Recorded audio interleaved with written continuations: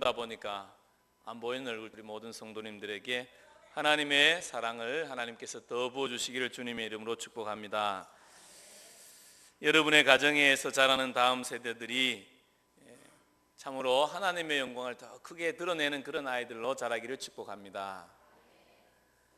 저도 하나님의 사랑을 모를 때는 별로 생명이 귀한 줄 몰랐어요.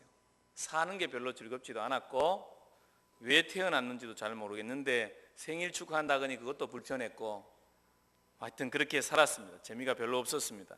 하나님의 사랑을 알고 난 다음부터 참 감사했어요. 나를 태어나게 하신 하나님께 감사드렸고 또 낳아주신 부모님들께 감사드렸고 또 어떤 측면에서는 참 다행이다 싶었어요. 제가 요즘 시대에 만약에 제가 태어나는 사람이 되었다면 저는 태어나지도 못했을 거예요. 그렇지 않아요? 둘만 낳아 잘 기르는데 저는 끝에서 두 번째거든요. 우리 6남매 중에 끝에서 두 번째 되니까 저는 태어나지도 못했을 뻔했는데 그래도 옛날에 태어나가지고 겨우 태어났습니다. 여러분 젊은 분들 결혼하시거나 또 젊은 지금 아직도 능력이 있으신 분들은 최소한 한 5-6명씩 낳기를 축복합니다. 생각하기를 그래가지고 어떻게 애를 키웁니까? 다 잘 큽니다.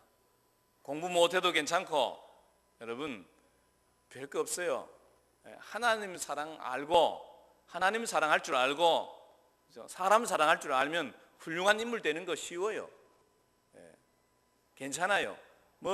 공부 많이 해야 훌륭한 인물 됩니까? 여러분 중에 공부 많이 해서 훌륭한 인물 되셨습니까? 아니잖아요.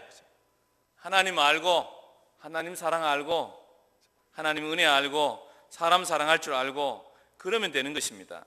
저는 하나님 아버지를 신뢰합니다. 하나님 아버지가 좋은 아버지셨습니다. 그렇기 때문에 제 아들에 대해서도 별 걱정 안 합니다. 하나님 아버지가 좋은 아버지시니까 좋은 아버지께서 알아 하시겠지. 그런 믿음이 있습니다. 때로는 제가 뭔가를 좀 해보려고 하다가 안 돼서 답답해서 혼내기도 하고 그러기도 하지만 그러다가도 그런 마음이 듭니다. 하나님의 아버지시지. 하나님이 내게 좋은 아버지셨듯이 이 아이에게도 하나님이 좋은 아버지다. 저는 그렇게 믿습니다. 하나님의 아버지께서 잘 인도하시고 잘 키워가실 거다. 그렇게 믿습니다. 여러분 그렇게 좀 마음을 편안하게 가지십시오. 어떤 사람들은 자기 아이를 자기가 다 책임지려고 그래요. 자기 아이 나중에 죽을 때까지 먹고 살 거 자기가 만들려고 그래요.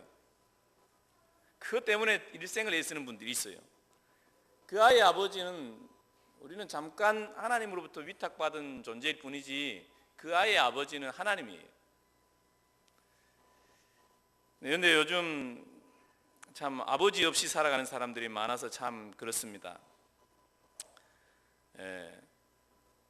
우리가 과거에는 그런 말이 있었죠. 군사부 일체다. 그런 말이 있었어요. 그죠? 임금님과 선생님과 아버지가 같다. 그렇게 여겼고 그러다 그렇게 살다 보니까 아비의 마음을 품고 살아가는 사람들이 많이 있었어요. 근데 요즘은 집에 있는 아버지들도 별로 아버지 마음이 뭔지 잘 모르고 살아가고 아버지와 자녀와의 관계에서 아버지의 권위가 없어진 지가 오래됐어요. 그러다 보니까 아버지가 뭔지를 잘 모르는 것 같아요. 구약시대에만 해도 기름 부음을 받는 사람들이 아버지의 마음을 가지고 살았어요. 그래서 왕은 그 백성들을 하나님의 대리자로서 내 아들아 이렇게 부르는 거예요. 오늘 솔로몬이 우리가 읽는 잠언을 읽는데 여기 보면 솔로몬이 계속 내 아들아 내 아들아 계속 합니다. 우리 생각하기를 이런 생각해요. 솔로몬이 자기 아들한테 이렇게 내 아들아 했는갑다 이렇게 생각하는데 그게 아니에요. 이스라엘 백성들에게 내 아들아 이렇게 하는 것입니다. 왕으로서 하나님의 기름 부음 받은 자로서 하나님께서 이 백성을 나에게 맡겨주셨다 그렇게 믿고 그 자녀들 그 백성들에게 내 아들아 이렇게 말하는 거예요. 제사장들이나 선지자들도 마찬가지죠. 자기 아들이다 그런 마음이 있었어요. 우리가 민주주의 사회로 가면서 아버지의 권위가 떨어졌고 그러면서 어떤 측면에서 인권이 중요하게 생각되어지고 그렇게 되는 경향들이 있는데 아버지가 없는 인권은 인간 자체가 인간이 되지 못하도록 만드는 인권이 될 가능성이 많아요. 법이 없고 질서가 없는 인권이 인권이 아니에요. 항상 뭐 기준과 규칙이 분명해야 되는 것입니다. 그 아래서 인간이 사실 보호받는 거고 사랑받을 수 있는 것이지, 여러분 교통질서 없이 차만 가지고 다니면 되겠어요? 다 죽습니다. 중요한 것은 뭐예요? 규칙과 질서가 세워져야 되는 것이죠. 아버지들은 어떤 측면에서는 규칙과 질서를 가르치는 사람들이죠. 여러분 우리 교회에서도 마찬가지예요. 어떤 측면에서 참 저 스스로도 제가 좀 젊기 때문에 이런 마음을 가지기는 것이 쉽지 않은 그런 경향이 있습니다. 그러나 하나님께서 특별히 우리 성도들도 그렇게 하시고 했는데, 교회를 저에게 위임시켜 주었다 그랬을 때에 성도님들이 저를 어떻게 바라봐야 될 것입니까?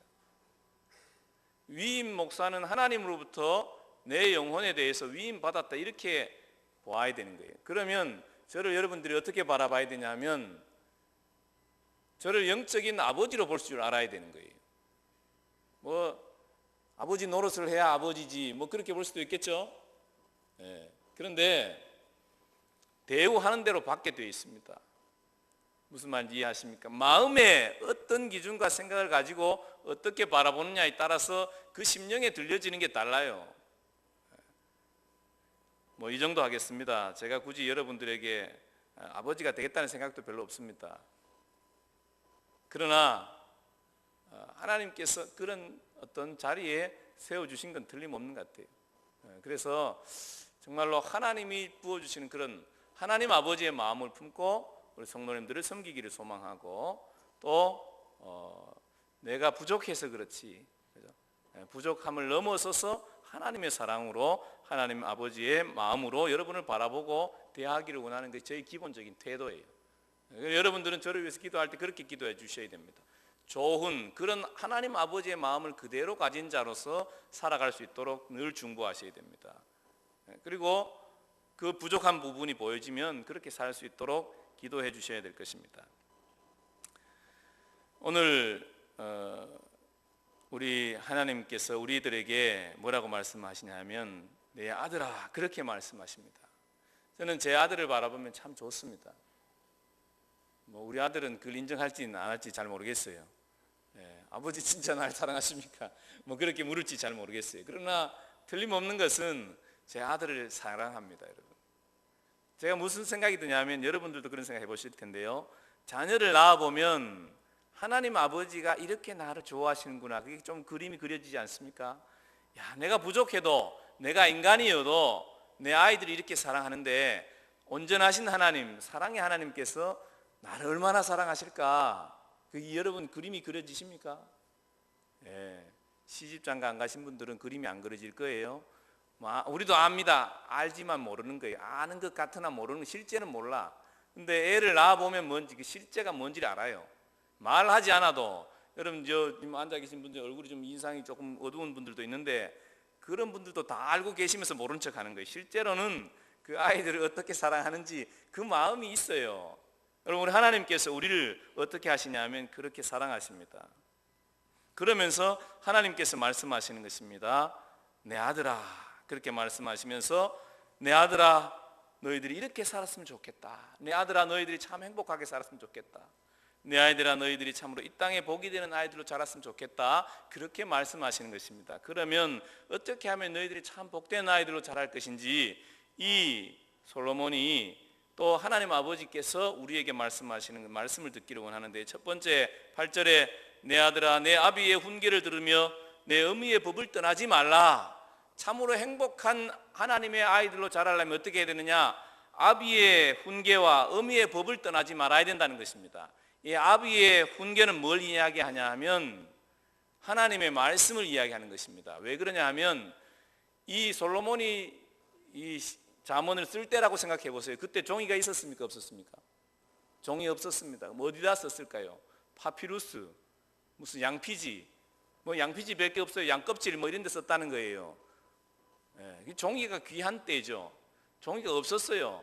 그러면 대부분의 사람들이 어떻게 하는 거예요? 구전, 입으로 전달하는 거예요. 부모님이 하나님에 대해서 들은 거예요. 누구한테 들었어요? 그 조상들한테 들은 거예요. 그리고 그 들은 것을 어떻게 해요? 자기 자녀들에게 가르치는 거예요. 그리고 그 자녀들은 누구한테 들었어요? 그 부모님한테 들은 거예요. 그리고 또 그 자녀들에게 가르치는 거예요. 아비의 법을 떠나지 말라, 어미의 법을 떠나지 말라는 것은 뭘 이야기하는 거냐 하냐면 말씀대로 살아라, 그 말이에요. 가나안 정복 때 하나님께서 우리를 어떻게 도우셨고, 우리가 출애굽 때에 하나님이 어떻게 도우셨고, 하나님께서 우리를 이렇게 도우셨고 저렇게 도우셨고 하면서 하나님께서 우리를 어떻게 사랑해 주셨는지를 그 자녀들에게 가르치는 거죠. 하나님의 말씀을 가르치는 것입니다. 우리 사랑하는 성도 여러분, 여러분의 자녀들이 하나님의 법 안에서 살기를 원하시면 여러분들이 말씀을 가르치셔야 됩니다. 목사님, 저는 주일학교 보냅니다. 주일학교 보내가 될 일이 아니에요. 주일학교 왜 안 될 일입니까? 일주일에 1시간 말씀 들어요. 그래도 우리 전사님들이 일주일에 1시간 설교하면 애들이 다 집에 갈지도 몰라요. 1시간도 못해요. 30분. 길면 30분. 여러분도 30분 주일날 한번 나오시는 분은 설교를 30분 못 들어요. 그러면 주일날 아들이 얼마나 듣겠어요? 길으면 20분, 30분이요. 그게 길면 그래요. 일주일 동안 그들이 자라면서 세상에서 어떤 가르침을 듣겠어요? 말씀을 근거로 한 가르침이 아니에요. 선생님들이 생각대로 세상에 이런저런 가르침대로 아이들이 듣고 와서 일주일에 한 번 설교 들어서 그들이 하나님의 법으로 자랄 거라고 그렇게 생각하십니까? 말도 안 되는 생각이에요. 다 포기하세요. 뭐 어떻게 해야 되겠어요? 내가 해야 되는구나. 내가 말씀으로 가르쳐야 되는 거예요. 아이고 목사님, 내가 말씀을 어떻게 가르칩니까? 무조건 해야 됩니다. 어떻게 하실 것입니까? 여러분들은 목장에 다 참여하시잖아요. 목장에서 하는 것처럼 하면 됩니다. 가족 식구들과 자녀들에게 삶을 나누시면 되는 거예요. 어떤 사람은 삶 나누는 걸 시시하게 생각하는 사람이 있는데, 삶은 무엇이 삶이냐? 뭔 TV 보고 밥 먹고 누구 친구 만나고 이게 삶이 아니에요. 삶을 나누라 그랬을 때 삶을 나눈다는 것은 내가 주님의 약속의 말씀을 듣고 어떻게 그 말씀을 실천하려고 했고, 그랬을 때 하나님이 어떻게 은혜를 주셨고, 아니면 내가 어떻게 실패를 했고 실패했는데 하나님이 이렇게 도와주셨으면 좋겠다, 이걸 고백하는 게 삶을 나누는 거예요. 내 삶 가운데서 하나님께서 이렇게 도와주셨고 이렇게 은혜를 주셨고 또 이렇게 실패하게 하셨다. 그래서 나는 이런 하나님을 또 기도하면서 기대합니다. 나를 위해서 기도해 주십시오. 이렇게 말하는 겁니다. 우리 자녀들과도 마찬가지입니다. 그 아이들에게 하나님이 이렇게 말씀하셔서 내가 이렇게 하려고 했는데 이런 일이 있었다, 이렇게 나누는 게 뭐예요? 하나님을 가르치는 거예요. 그리고 또 어떤 것이 있습니까? 실패한 모습 정직하게 보여주십시오. 와, 우리 아버지가 말씀대로 살려고 그랬는데 실패했는데 저를 힘들어 하시는구나. 여러분, 잘한 것만 보여줘서 될 일이 아니에요. 넘어지고 실패한 것도 보여줘야 아이들이 어떻게 해요? 아버지가 진정성이 있다, 진정성이 있다, 이렇게 느끼는 거예요. 그러면서 어떻게 해요? 아버지가 믿는 하나님이 진짠가 보다, 나도 그 하나님을 믿어볼까, 이렇게 생각하는 거예요. 여러분, 교회 가라고 자꾸 뭐라 그러지 마세요. 나중에는 뭐라 그래도 안 가요.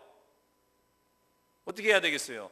그냥 나와 함께 하신 일주일 동안, 뭐 옛날에 그 이야기 그만하시고 일주일 동안 내가 경험한 하나님에 대해서 나누세요.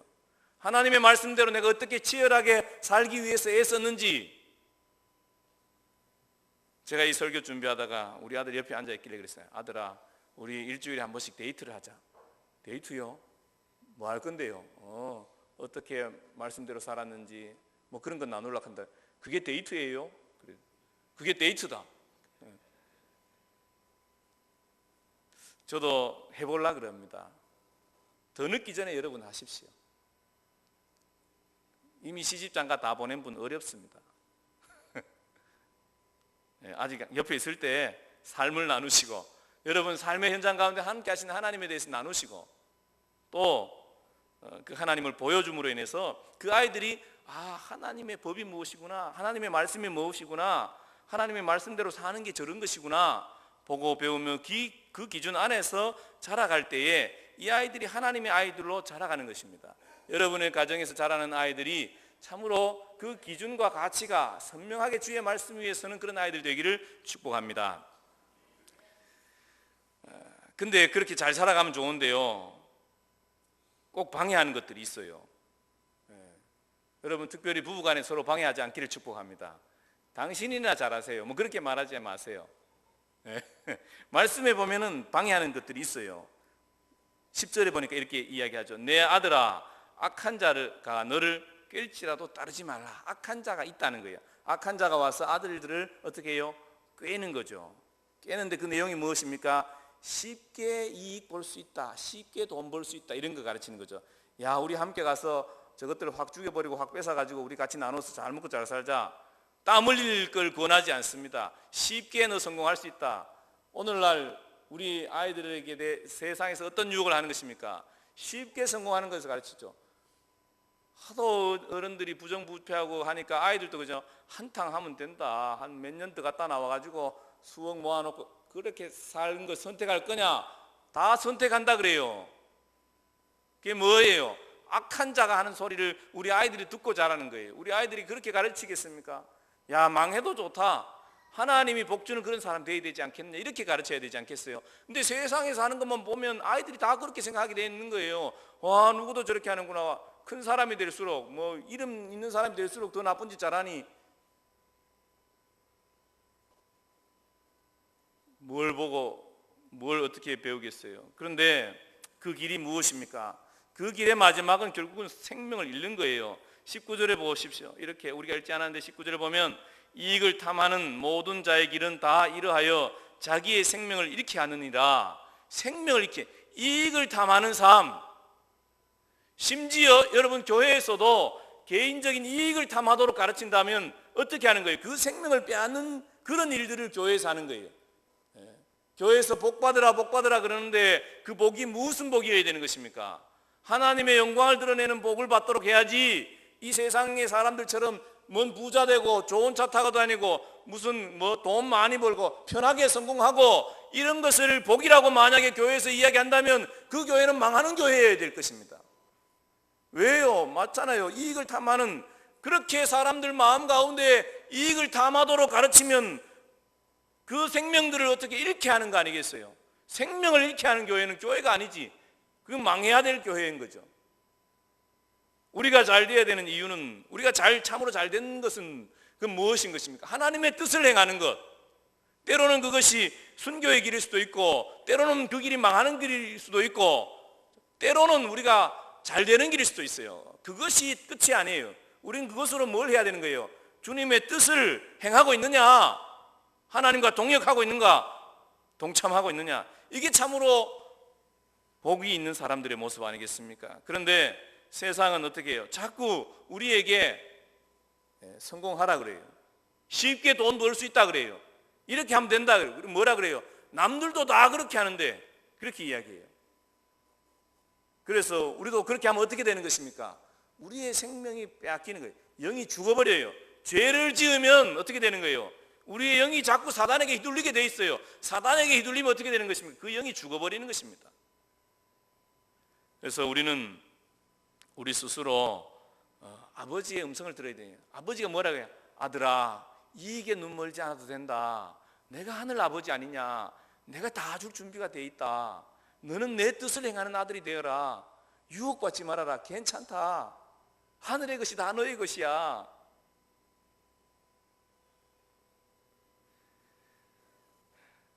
여러분, 우리 악한 자들의 이런 속임수에 여러분 마음 빼앗기지 않음으로 인해서 참 승리하시기를 축복합니다. 주님이 승리자에게 주시는 그 영광의 면류관 9절에 이야기합니다. 이는 내 머리에 아름다운 관이요 내 목에 금사슬이니라. 목에 그 목걸이 걸어주겠다. 영광의 면류관.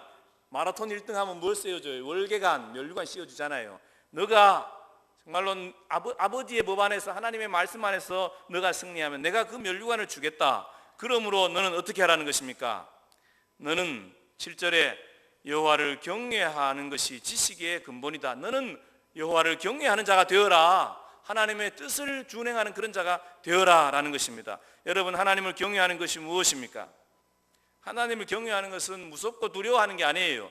하나님을 경험하면서 놀라는 거예요. 이야, 하나님이 진짜 계셨네요. 와, 하나님이 나를 사랑하셨네요. 그걸 느끼면서 어떻게 하는 거예요? 하나님을 존중하는 거예요. 하나님을 경험하니까 하나님이 존중이 되어질 거 아니에요. 하나님을 존중하면서 존중하는 사람의 모습은 뭐로 나타나는 거예요? 순종으로 나타나는 것입니다. 하나님의 말씀에 순종하는 사람들이 되는 것입니다. 여러분, 이 말을 하는 솔로몬이 어떻게 됐습니까? 그가 처음에 하나님을 경외하고 존중할 때는 그가 어떻게 해요? 세상의 모든 것을 받아 누리면서 전할 수 있는 그런 지혜로운 자, 그런 왕이 되지 않았습니까? 그러나 그가 하나님을 경외하는 자리에서 떠났어요. 어떻게 되었습니까? 참 비참한, 자기는 살았을 때 별로 비참하지 않았을지 모르지만 참 부끄러운 이름으로 그의 생을 마무리하는 거 아니겠습니까?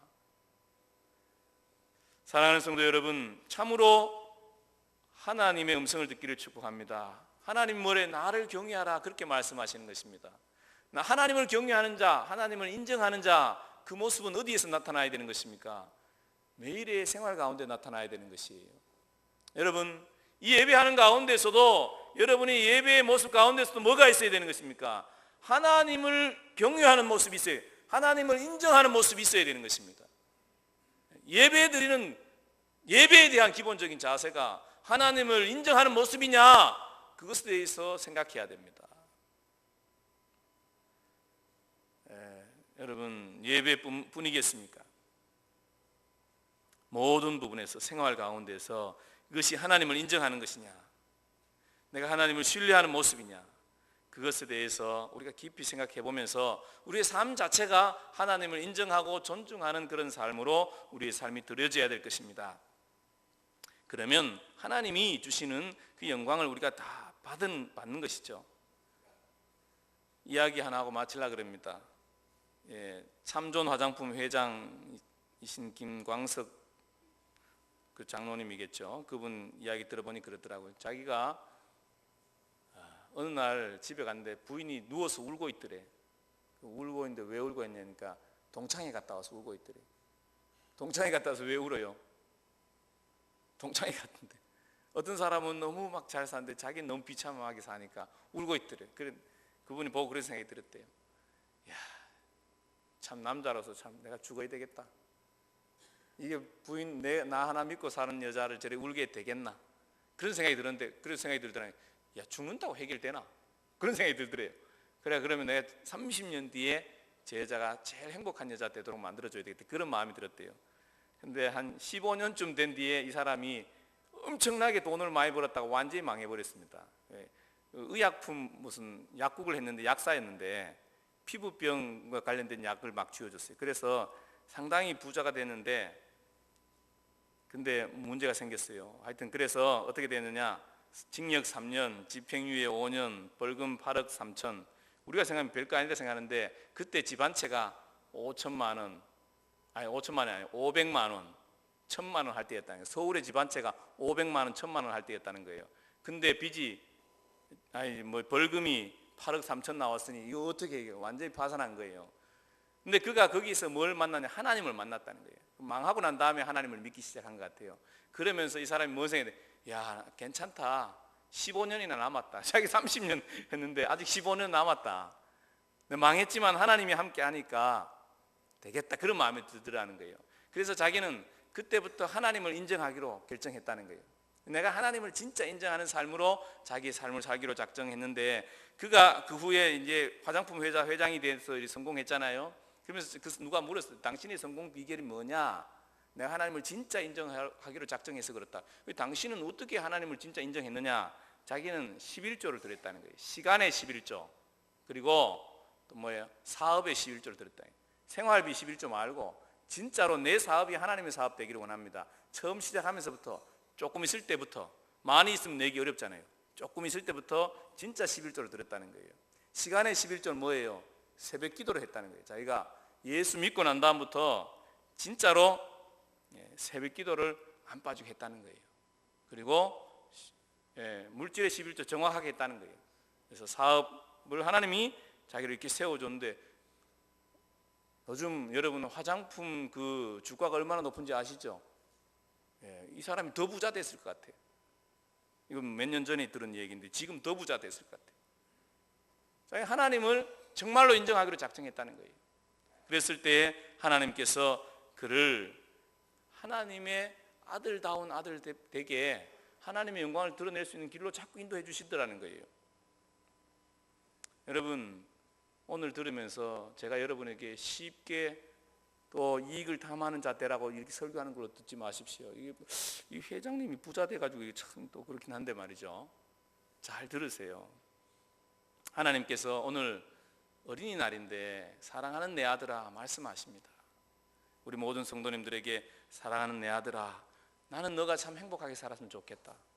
나는 내가 하늘을 알면서 또 이 땅에서의 삶을 알면서 살았으면 좋겠다. 너희들이 하나님의 법 안에서, 너희들이 나의 법 안에서 이익을 쫓는 자가 되지 말고 유혹들을 거절하고 참으로 하나님을 하나님으로 존중하고 인정함으로 인해서 하늘의 복을 이 땅 가운데 풀어놓을 수 있는 하나님의 사람 되지 않겠니? 하나님께서 오늘도 여러분에게 내 아들아 그렇게 부르시면서 사랑의 마음으로 말씀하고 계십니다.